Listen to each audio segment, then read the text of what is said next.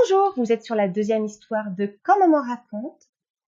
Je vais vous raconter aujourd'hui l'histoire de Lily ou le gros bidon qui en dit long. J'espère que cela va vous plaire. À tout à l'heure.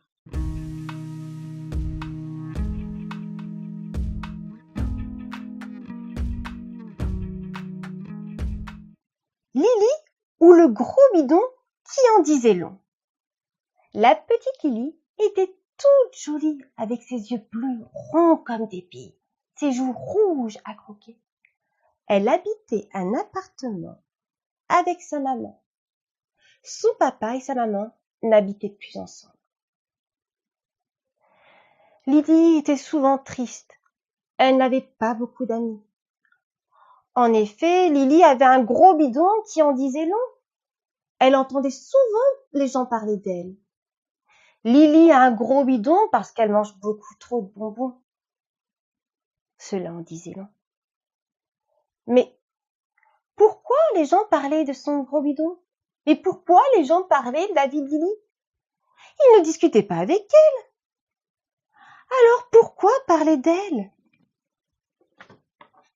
Mais pour les gens autour d'elle, ce bidon en disait long. Lily était pourtant belle. Elle aimait faire tourner les robes que sa maman lui achetait. Petite Lily était vraiment triste ce jour-là, beaucoup plus triste que d'habitude. Son papa l'avait oubliée à l'école et elle avait un vide à l'intérieur, un vide qui grandissait. Son papa n'avait pas tenu sa promesse. Il oubliait souvent sa Lily. Lily regarda son goûter, le prit et le mangea à toute vitesse. Les gens autour d'elle se moquaient d'elle.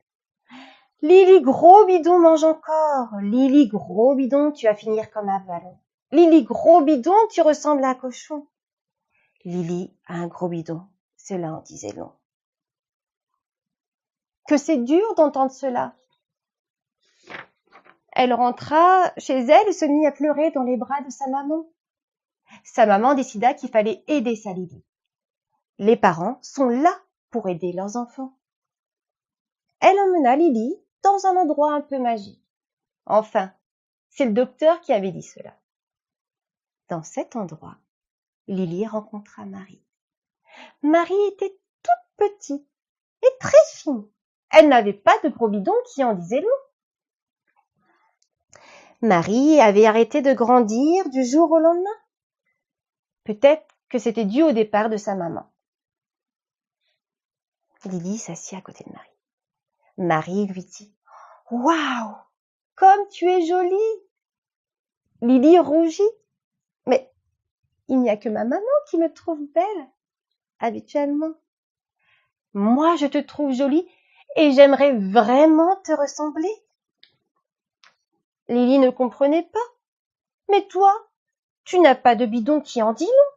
C'est mieux, non ?» Marie dit « Non, pas de bidon qui en dit long, mais une tête de bébé qui ne fait pas rêver. » Elles se mirent à rire.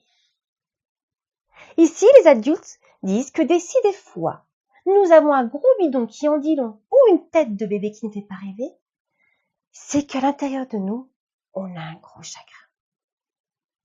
Marie raconta qu'elle avait arrêté de grandir du jour au lendemain, le jour même où sa maman était partie de la maison. Les adultes n'avaient pas discuté avec elle.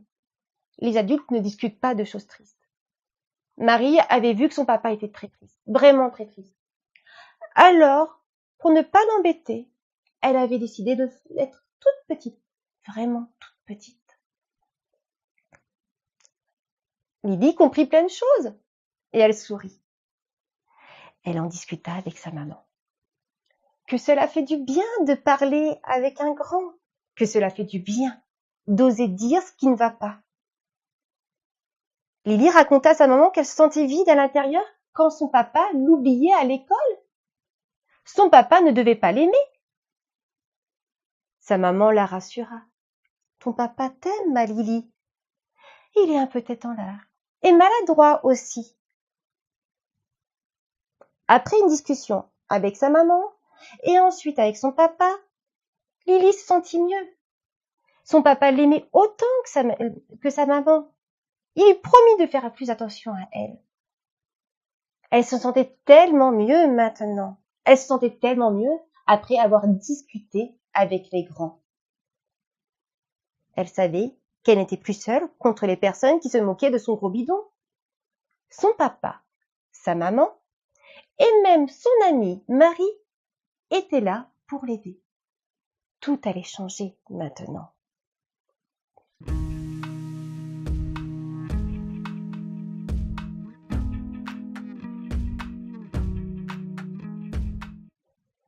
Voilà, la deuxième histoire de Quand maman raconte est terminée. J'espère qu'elle vous a plu. J'attends avec impatience vos commentaires. Merci.